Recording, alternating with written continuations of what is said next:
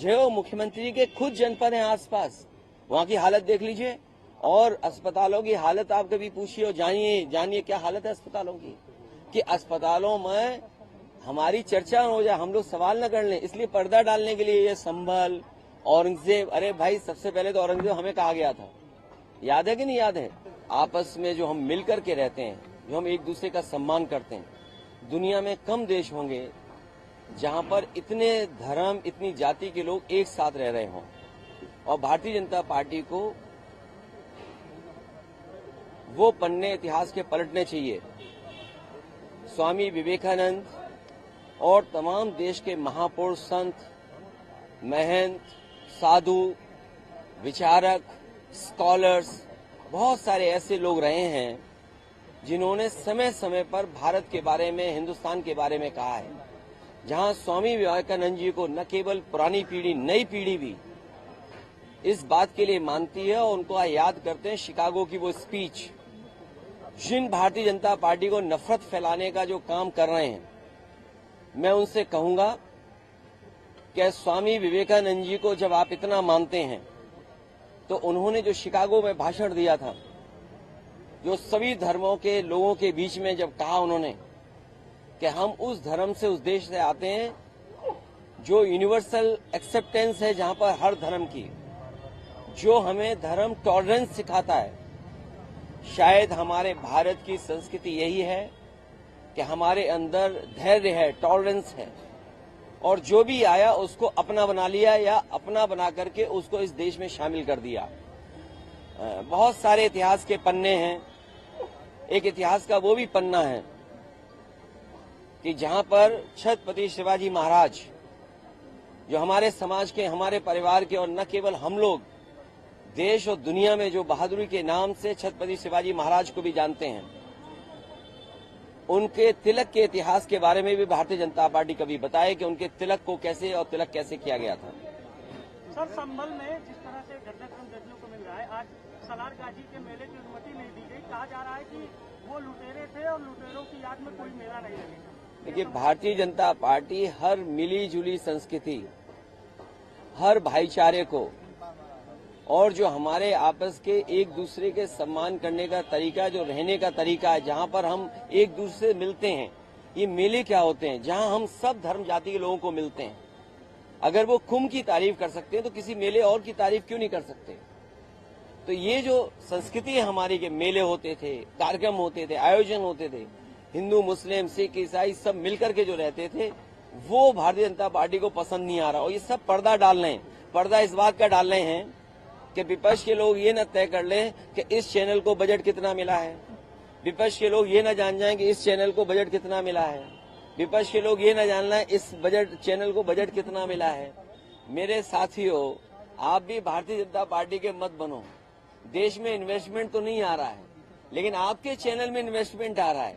उत्तर प्रदेश में इन्वेस्टमेंट नहीं आया, कोई इन्वेस्टमेंट कोई उत्तर प्रदेश में आया तो बताओ, लेकिन आपके चैनल में इन्वेस्टमेंट बहुत आ रहा है।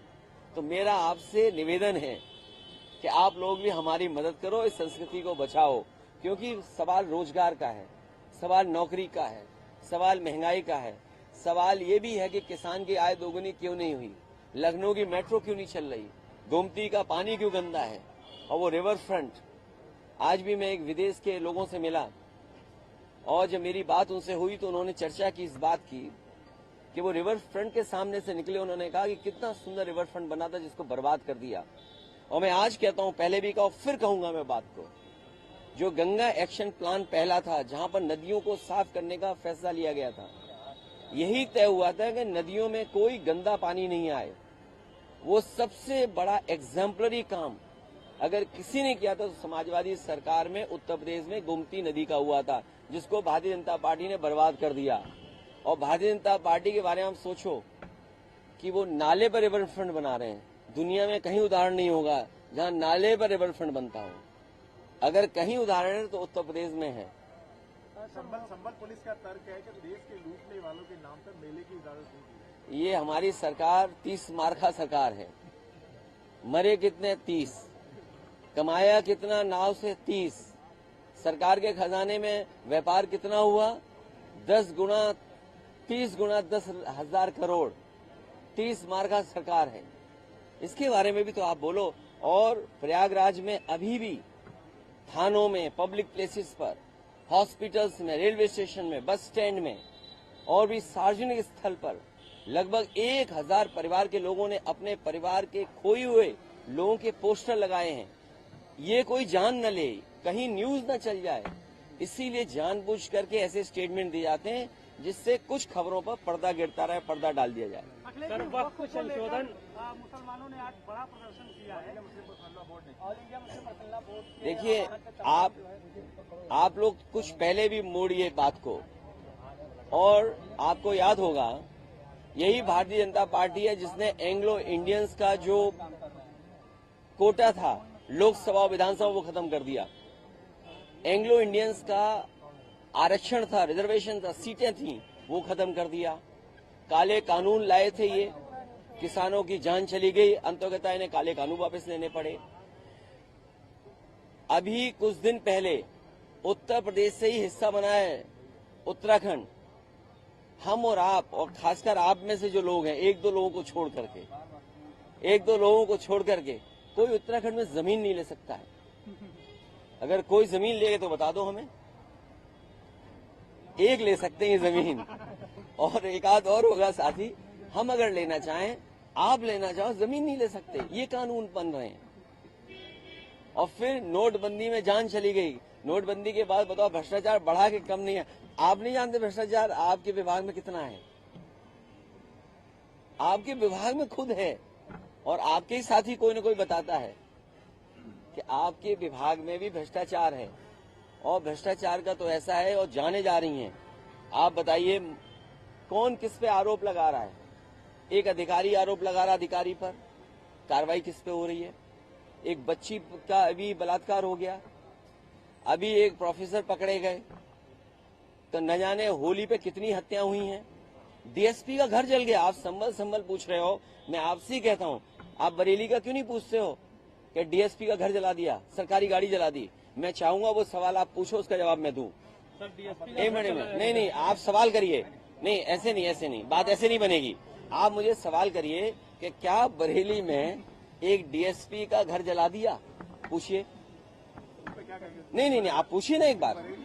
नहीं, बरेली में नहीं, बरेली में डीएसपी का जो घर जला दिया, आप सवाल करिए ना। नहीं, सवाल करिए, ऐसे बात नहीं बनेगी। यही तो वजह है। नहीं। अच्छा, दूसरा सवाल, आप दूसरा सवाल करिए कि शाहजहांपुर में दौड़ा करके पुलिस पीटी गई। पूछिए, सवाल करिए। आप कहिए कि पुलिस ने उन्नाव में एक नौजवान की जान ले ली। लखीमपुर में, सीतापुर में आपका ही साथी, पत्रकार साथी मार दिया गया, गोली मार दी गई। कितनी घटना हम बताएं। अरे आप सवाल ही नहीं पूछ रहे हो। अच्छा, ये डीएसपी वाला सवाल पूछ रहे हैं इन्हें। ऐसा है, एक सवाल ये पूछिए आप कि डीएसपी का घर क्यों जला दिया। हम जवाब देते हैं। आप प्लीज बताएं, डीएसपी का घर क्यों जला दिया। डीएसपी का घर इसलिए जला दिया क्योंकि यहाँ कानून व्यवस्था जीरो है। हर आदमी लेके घूम रहा है कुछ न कुछ सामान, कोई किसी की भी जान ले सकता है। और फिर गोरखपुर का आप पता कर लीजिए कानून व्यवस्था कैसी है, देवरिया का आप पता कर लीजिए, आप पता कर लीजिए कुशीनगर का, जो मुख्यमंत्री के खुद जनपद है आसपास, वहां की हालत देख लीजिए। और अस्पतालों की हालत आप कभी पूछिए और जानिए क्या हालत है अस्पतालों की, कि अस्पतालों में हमारी चर्चा हो जाए, हम लोग सवाल न कर लें, इसलिए पर्दा डालने के लिए ये संभल, औरंगजेब। अरे भाई, सबसे पहले तो औरंगजेब हमें कहा गया था, याद है कि नहीं याद है। इस तरह की घटना मुझसे ज्यादा आप लोग जानते हैं। और ऐसी घटना इसलिए हो रही हैं क्योंकि आपने पूरी खुली छूट दे दी है पुलिस को। और इसलिए हो रहा है क्योंकि पुलिस से आप गलत काम करवा रहे हैं, पुलिस से आप अन्याय करवा रहे हैं, आप विपक्ष पे झूठे मुकदमे लगा रहे हैं, आप विपक्ष को परेशान करवा रहे हैं। जब आप पुलिस से दूसरा गलत काम कराओगे तो पुलिस के भी गलत काम आपको छिपाने पड़ेंगे। चुनाव आप लूट रहे हैं वोट पुलिस के सहारे, आपको नहीं पता जितने बाई इलेक्शन हुए हैं पुलिस ने लूट लिया चुनाव।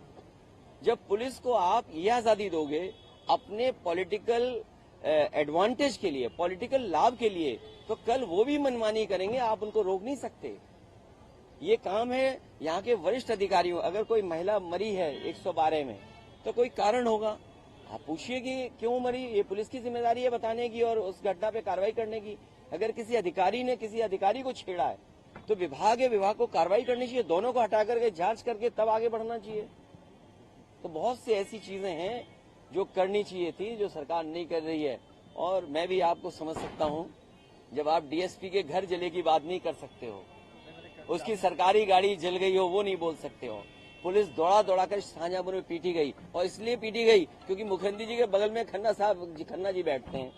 जब भी खन्ना जी को छेड़ना होता है तो मुखर्जी जी गन्ना और खन्ना कहते हैं। क्या आपने नहीं सुना? सबने सुना होगा वो बात। तो जो वित्त मंत्री जिन पर सब पैसा है उनके यहाँ पुलिस दौड़ा के पिट रही है, बताइए आप। और नहीं पिट रही तो वीडियो आप चला देना।